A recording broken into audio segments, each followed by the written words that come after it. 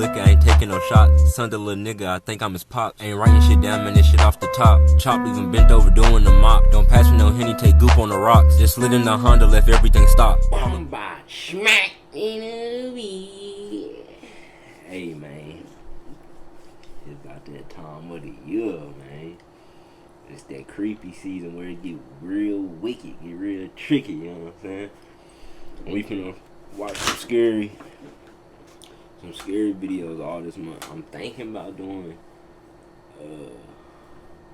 like a video a day all the way up into Halloween, like scary shit. You know what I'm saying? But I don't even like scary shit. You know? Like, I like scary movies, but not the shit that be based on a true story. That shit be like too close to home, like too real. So I don't really fuck with that kind of shit. But hey, man, I'm finna get out my comfort zone, man. Cause that bag right outside your comfort zone, man. Hey.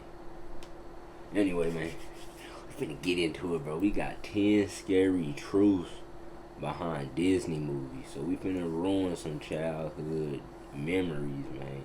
We finna ruin them, bro. Even some of my favorite, like Pinocchio, bro, that was my favorite.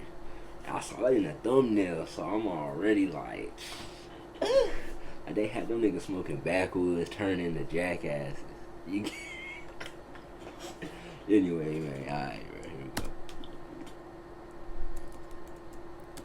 A lot of work goes into making a movie, especially an animated one. From concept to writing to the years of animation and eventual movie release, a lot can happen. Hello everybody, I'm Abby and I'm coming at you with this top 10 video to share with you 10 scary truths behind some of your favorite Disney movies. Number 10, The Rescuers, and the number 13. So, to ease into all of the scary truths, we are— Yo, I don't know if y'all know about The Rescue. If you don't know about I don't know what she finna say. I hope it ain't too bad, bro.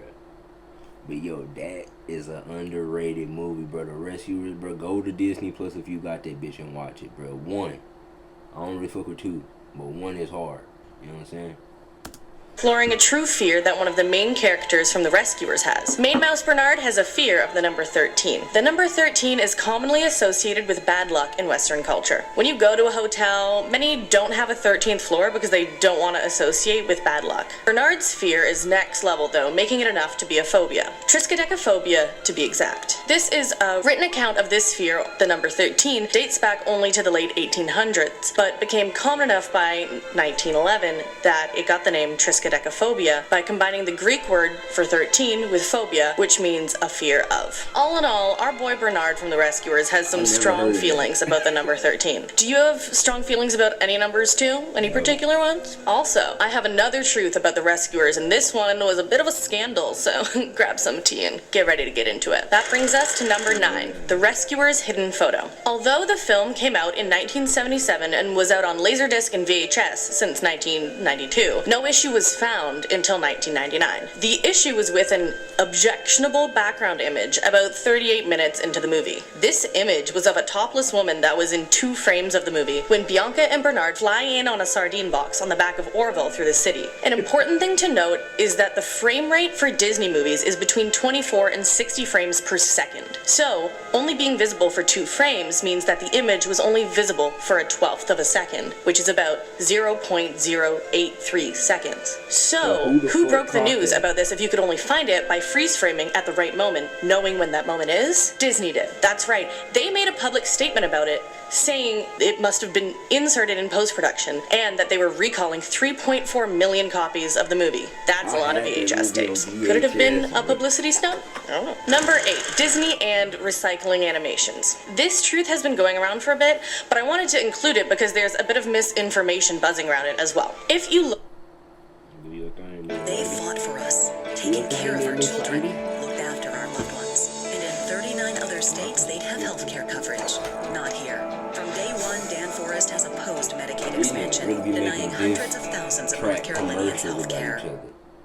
If you look at the hand-drawn animated Disney movies, there can be some overlap in how some sequences turn out in the final production. For example, there's a movement in Robin Hood that looks an awful lot like some movement in Aristocats, and the dance scene in Beauty and the Beast looks the same as the one in Sleeping Beauty. This has led to a lot of outlets saying that the animators were recycling animation for either time or money, you know, all those reasons, and they kind of jumped to conclusions in some cases, because this wasn't always the case. In 2015, on his website GeekDad, Jim McQuarrie asked former animators on these movies what really had happened in these situations. Animator Floyd Norman said it was because of director Wolfgang Wooly Reitherman. According to Norman, Reitherman liked to play it safe and only use stuff he knew would work, which led to similar animation over many of the movies he directed. Also, Gary Truesdale, co-director of Beauty and the Beast, said time was the reason for the dance scene making you see double. As they were kind of cut for time, Reitherman had already made it so that using previous sequences was alright. So Truesdale said they resized and repositioned the Sleeping Beauty animation and then cleaned up the characters to make them look like the ones you see in Beauty and the Beast. Changed the colors too. This information was shocking to me, so I had to share it, and okay, I know it's not the spookiest, but the next few make up for that. Alright, that brings us to number 7. Finding Nemo and Other Lost Fish. In the movie, Nemo escapes the dentist down the toilet believing that all drains lead to the ocean. And this idea had influence. Children began flushing their fish down the toilet, believing this was true. The LA Times wrote about this and also what really happens to the fish when they are flushed down the toilet. Because no, they don't go to the ocean.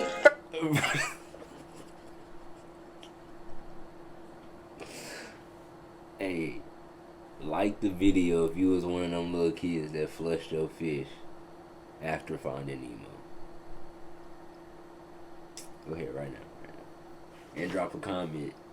Drop a comment if you one of them niggas that dropped it. Nah, hold on, cause I know it. If you flushed your fish after you saw Finding Nemo, I ain't gonna say it all. First of all, most flushed fish die from trauma or shock from hitting fresh water if they're a saltwater fish. If a fish survives the swirling journey, they still won't make it to open waters, though. They would end up in a sewage system where the bacteria, chemicals, and gases would poison or drown the fish with asphyxiation. But if somehow your fish was super strong somehow, and they still, would try, they still wouldn't make it because the only thing that makes it to open water is water. The fish would be taken out as a solid at a water treatment plant. So, don't flush your fish, please, especially if they're alive. Alright, number 6. Princess and the Frog. 2 months after its release in 2010, an article came out in Metro that said young Disney fans had fallen ill after kissing frogs, like in the movie. This article was citing a salmonella outbreak in the States, but it wasn't known for certain that it was because of kissing frogs, so it's likely that this story was spun. That being said, there's truth in one part of it. Kissing frogs can give you salmonella. Amphibians are well known to carry salmonella and can give humans the infection salmonellosis from contact with them. It's advised young children don't mirror the princess in having a frog of their own because of their weakened immune systems, so just don't go around kissing frogs, cause catch a bunch of stuff. Now let's jump from frogs back to fish, or half fish, that is. Brings us to number 5, The Little Mermaid, and The Little Mermaid song that was almost cut. We all know, regardless of how much you liked it, that The Little Mermaid is a classic. The thing is, it could have been released without its iconic song, Part of Your World, and that's terrifying. In a Polygon interview with Jodie Benson, the voice of Ariel, she said that an early don't overpay for camera gear.